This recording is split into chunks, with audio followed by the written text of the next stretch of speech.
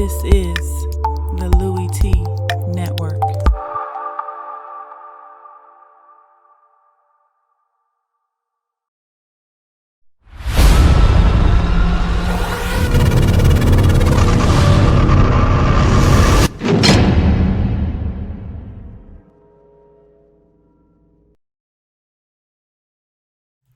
Who else could it be but me, your man, Louie Tee?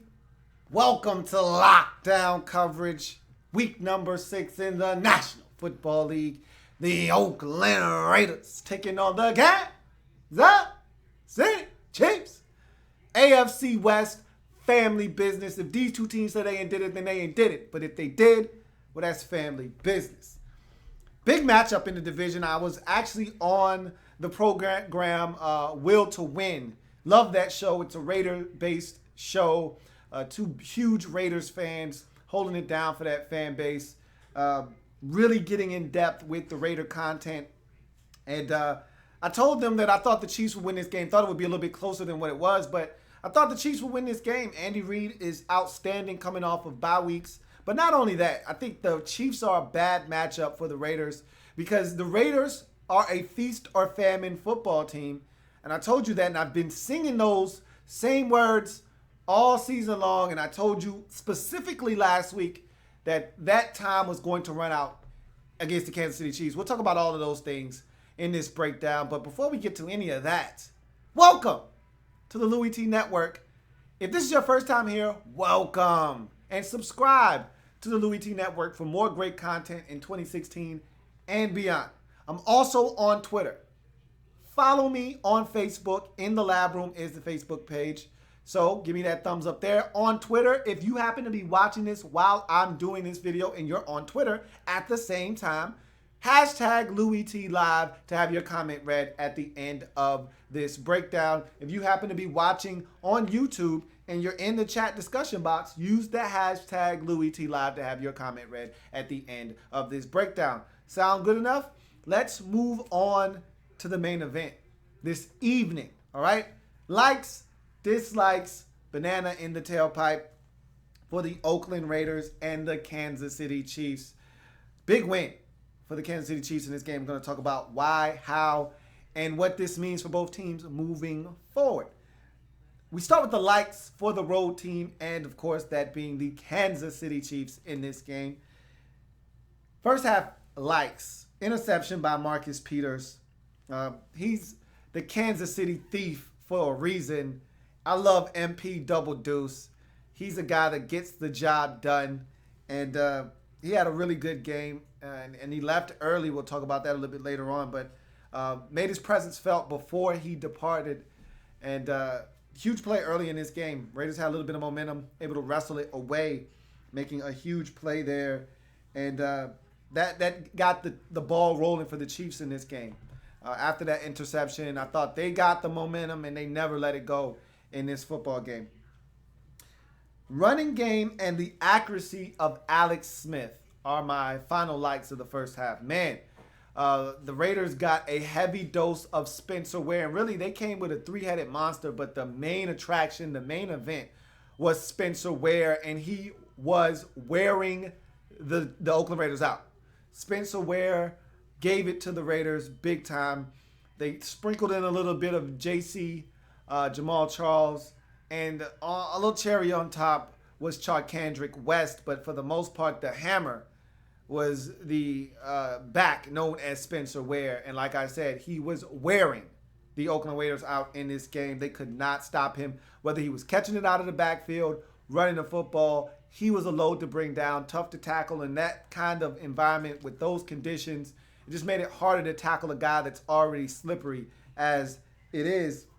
Alex Smith was lights out in this game. You know, I joke, I kid all the time. Dun, dun, dun, dun, got that! Check down! Well, he was checking it down, but he was also throwing it down the field. Some accurate throws down the field, making some plays to some receivers down the field. I thought Alex Smith, 19 of 22 in this game. Only 3 incompletions on a wet day like this. Throwing a football usually isn't the best idea. They threw it, and they threw it all game long, and Alex Smith took care of the football. His receivers caught the ball, hit 9 different targets in this game. Alex Smith had it on automatic in this game, and his receivers, they caught the football. Raiders, not so much. So, big game for Alex Smith and the Kansas City Chiefs coming off of an ugly loss to the Pittsburgh Steelers. You go to the Raiders' first half likes. Great opening kickoff return by Jalen Richard.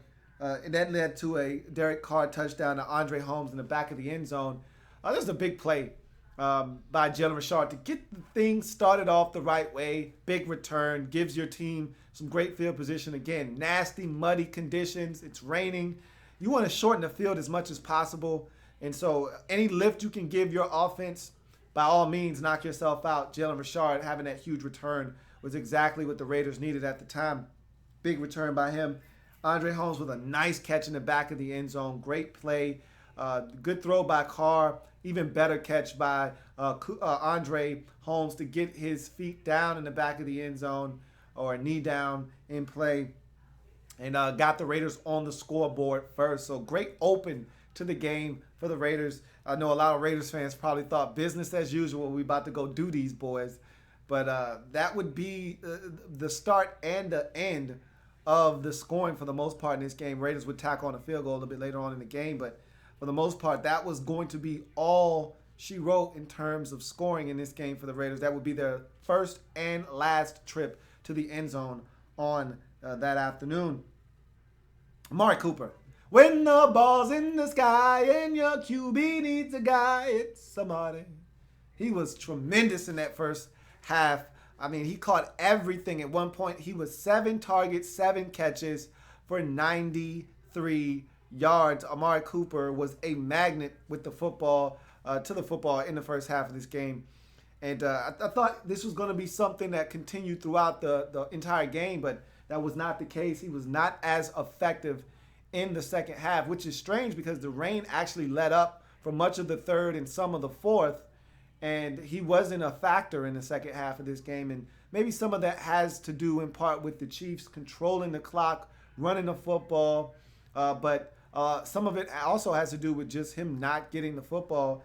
And I really can't explain why he didn't get it a little bit more in the second half of this game, because he was the offense for the Raiders essentially in the first half of this game. Great late half execution to get the field goal. Raiders, tremendous. No timeouts. Move it down the field. I thought the Chiefs were really soft in their coverage. We'll talk about that in a second. But they left the middle of the field wide open, gave up easy catches. I guess they figured time would run out, so they give up all this space over the middle of the field. And Derek Carr, presence of mind to get the football to his tight end, Clive Walford, quickly. And Walford does the smart thing, gives himself up after getting a huge chunk of yardage, gets down, allows the Raiders to spike the football with 1 second remaining on the clock.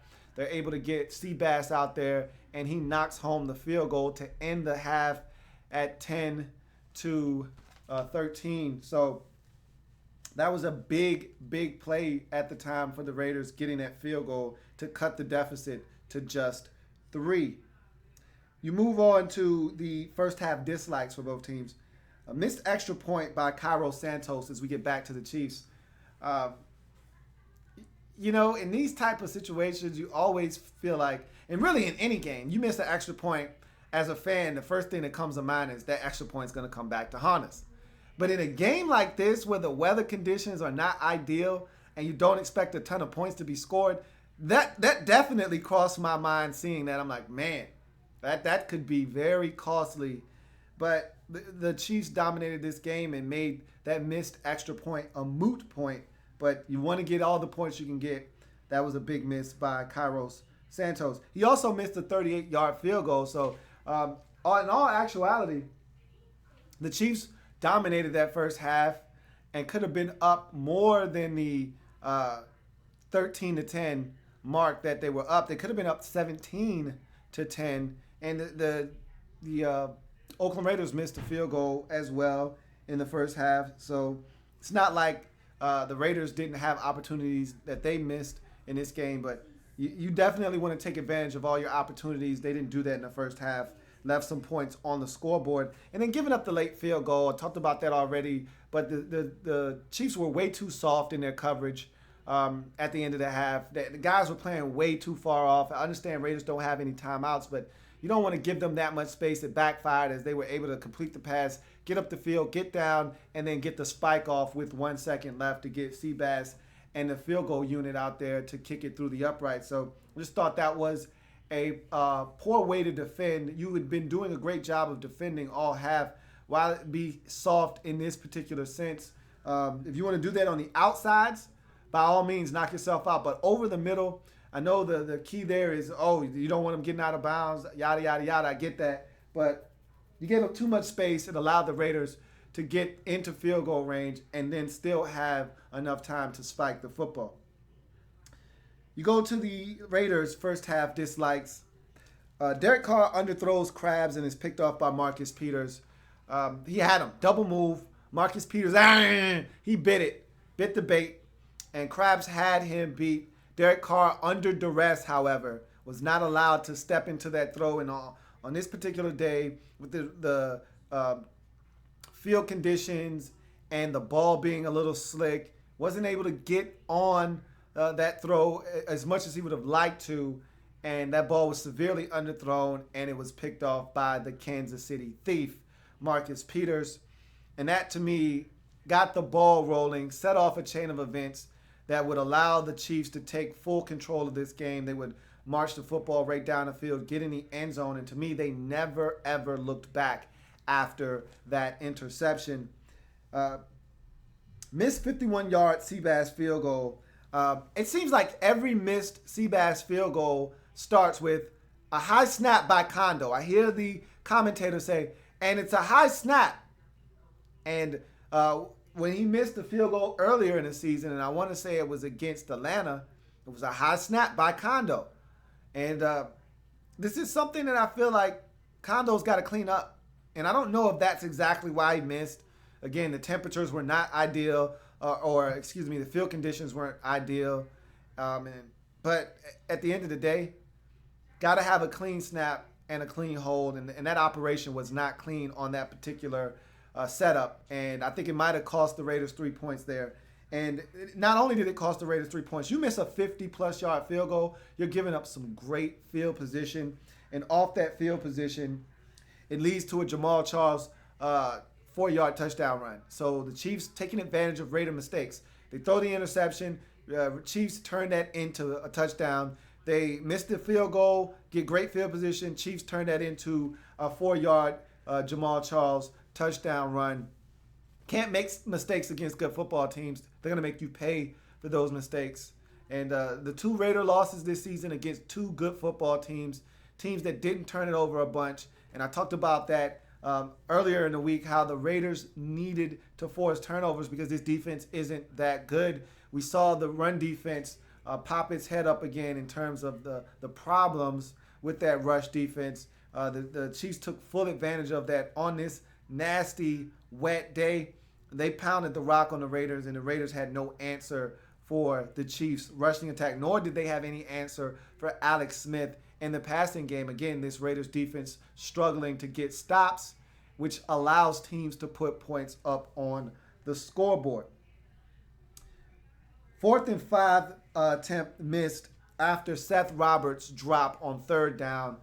I talked about the Chiefs having guys step up and make plays and catch the football. Alex Smith at one point had 8 straight completions in this game. Not a lot of drops by his guys. They were coming down with the football, but Seth Roberts, with a critical drop on a 3rd down and 5, probably would have gotten a 1st down had he caught it, but he didn't. So that brings up a 4th and 5. Jack Del Rio been rolling the dice all season long and decided that this was the time to roll the dice on 4th and 5. I don't have a problem with it. It's working. It's what you do. Do you.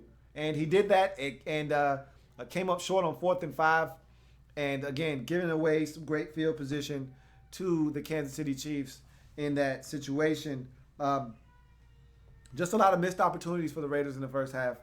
And they came back to haunt them in this ball game. Let's get to the second half likes for both teams.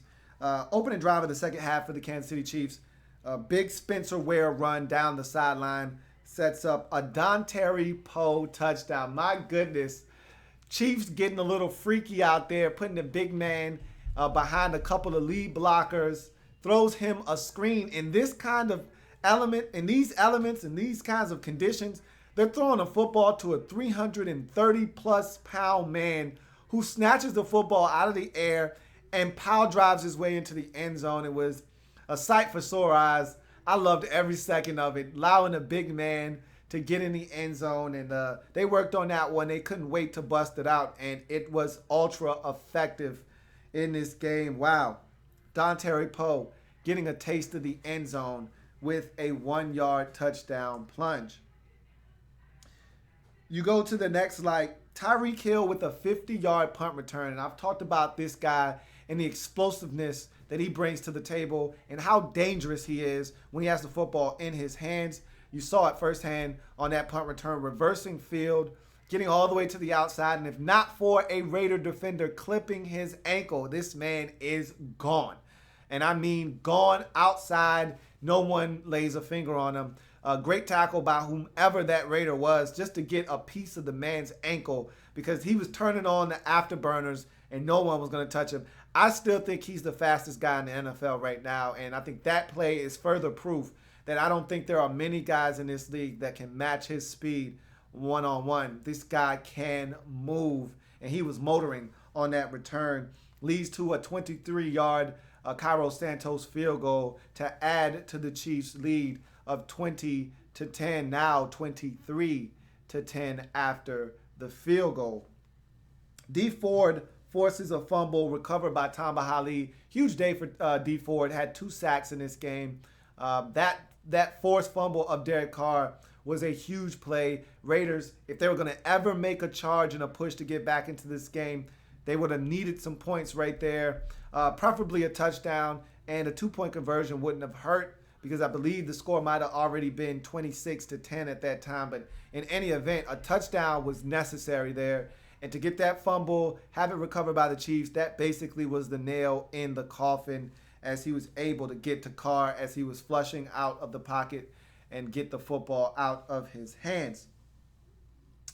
My last is Derek Johnson's stick of Jalen Richard. My goodness, he destroyed him, laid him out. I didn't see Jalen Richard after that hit at all in this game.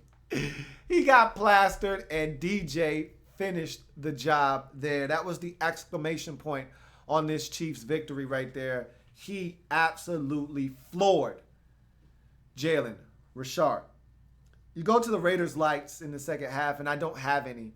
The defense didn't make any impactful plays. They didn't get any stops, really. They didn't flip the field position. They didn't create or generate any turnovers. And I told you I would be very surprised and shocked if the Raiders got any turnovers in this game. The Chiefs are stingy in that regard. They're not careless. They're not sloppy like the teams you've been playing and been able to turn over. And with the defense lacking the necessary firepower to get stops and to create some short fields for the offense against a team that's not going to turn it over, I knew it was going to be tough for the Raiders to win this football game.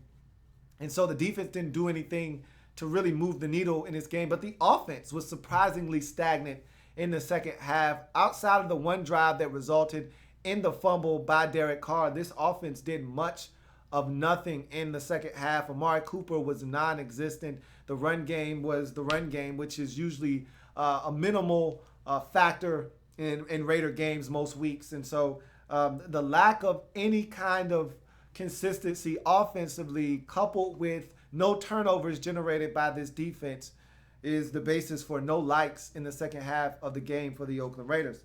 You go to the second half dislikes. We go back to the Chiefs. Drop interception by Justin March Lillard.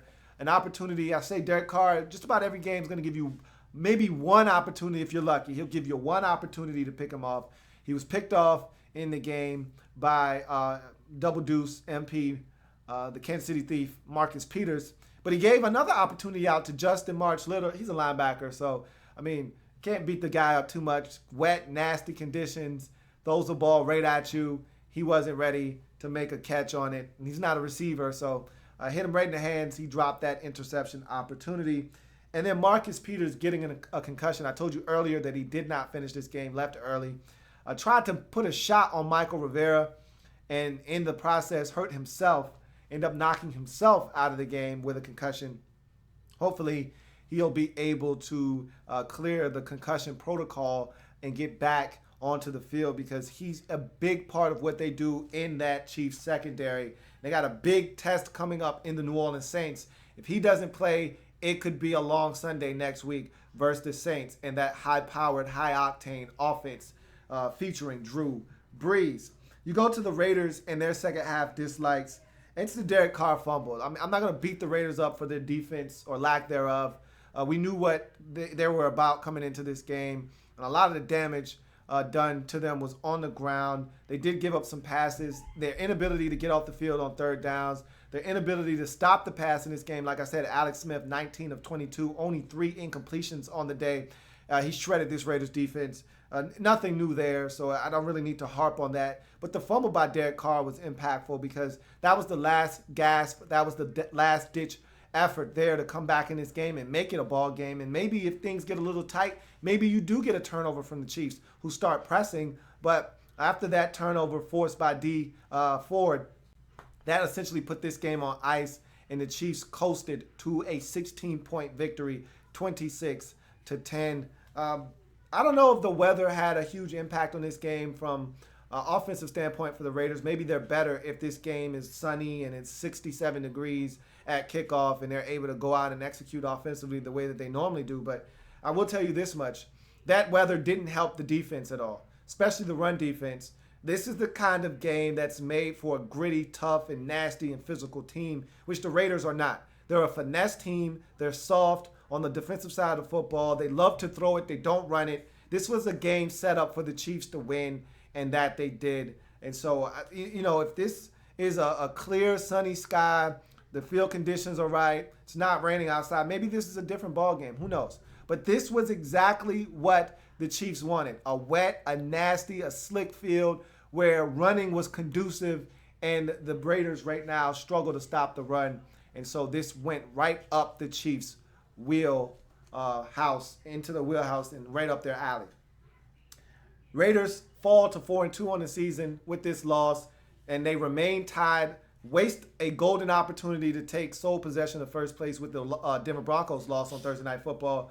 And so they go to 4-2, tied with the Broncos. Meanwhile, the Kansas City Chiefs move to 3-2, coming off the bye week, getting the win, and move 1.5 game behind the Raiders for first place in this division, along with the Denver Broncos. So things starting to tighten up in this division with the Chargers winning and the Chiefs winning. Now everything is really starting to come together in the AFC West. So with that being said, let's check your comments and see what you have to say.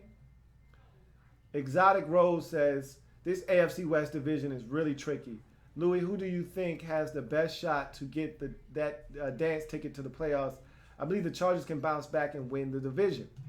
I don't know if I want to go as far as to say that. I really like the Chargers. I told you I thought they were the most well-rounded team in this division. But when it's all said and done, they struggle to close out ball games. And until they do, I can't make that assertion. They're going to be in the middle of this thing, though. I'm not counting the Chargers out at all. I think they're going to have their say in this divisional race, whether they impact by beating some teams down the stretch or what may have you. I think they're going to have a say when it's all said and done. I just don't know if they'll be able to make up the ground that was lost early in the season.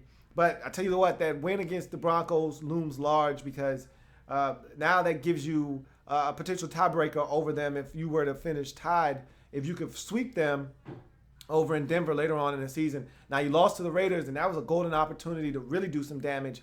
And so now you got to get those guys when they come back to San Diego and see if you can't get that one. It's a long season, and I'm not counting the Chargers out. Like you said, this is a very tricky division. Really don't know what to expect or who will come on out of there on top. We'll see as this season starts to really play itself out. We'll really probably be able to figure some things out later on down the line.